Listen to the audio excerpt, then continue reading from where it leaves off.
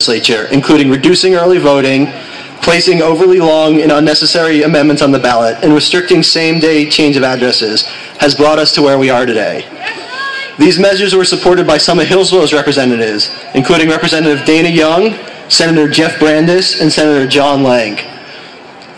Because of these actions, Florida's elections once again became a national laughingstock. Floridians had the longest line in the nation, waiting on average 45 minutes to vote. There was no even close second. On average, voters across the nation waited for 14 minutes. Some voters waited a lot longer, up to 8 hours in many cases, to vote. Now, a lot of voters braved those lines, like 102-year-old Desaline Victor, who waited in line for hours determined to cast her vote. But unfortunately, not everyone was able to. Independent analysis estimates that over 200,000 Floridians were denied their right to vote because of undue lines. That's unacceptable in any democracy, especially in one such as ours. Nobody should have to wait hours in lines to vote, especially not here. We cannot change the past, but we can demand that 2012 never happens again. And that's why we're here today, to demand that Governor Scott and the legislature free the vote by supporting comprehensive election reform. We demand they support extending early voting days back to 14 days and allow 12 hours of voting per day. We also demand they give supervisor elections more flexibility in choosing early voting sites, in addition to the sites they're allowed to choose now. We also demand that they require a minimum number of early voting sites per population in a county so that we don't get set up like Pinellas does, where they have 3 early voting sites for almost 1 million people. We want to make sure we free our ballots so that we don't have any unnecessary and overly long constitutional amendments on the ballot. How many people actually read the whole constitutional amendments and understood what they were? Not many, and y'all were the involved people. Imagine for the average voter how long that would take them. That's unacceptable. Ballot amendments should be 75 words or less on the ballot. And finally, we want to free our voters to allow them to change address same day at the polling place when they move from out of county, like they were able to do up until 2011. We demanded that our elected officials act big and not just dream small. The current election reform proposals being supported in the House do not go nearly far enough to restore our right to vote. We don't simply want to no longer have Florida be the laughingstock. We want to have Florida be a model to the rest of the country for how we conduct our elections. And so you're going to hear from a number of great speakers who are going to talk about this issue from a number of different angles.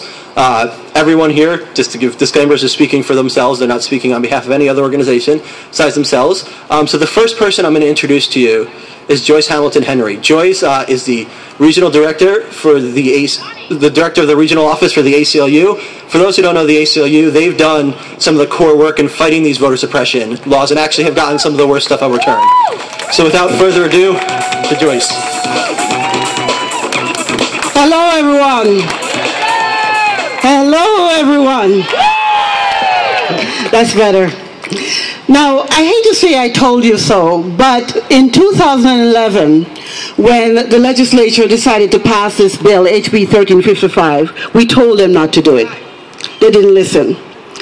And then when it went to the governor's desk, many organizations came together and told him, don't do it.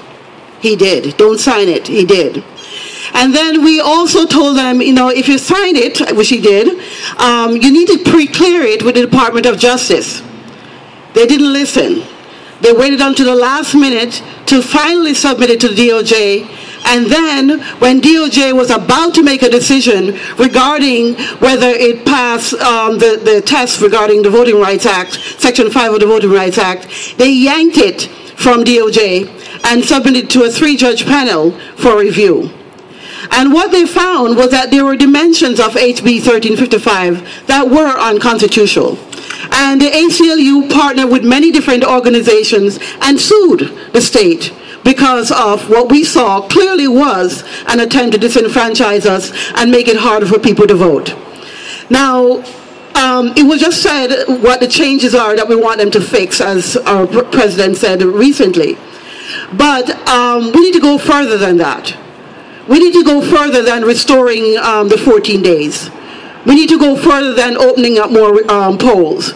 We want to make sure that every single group who have been disenfranchised historically are able to vote.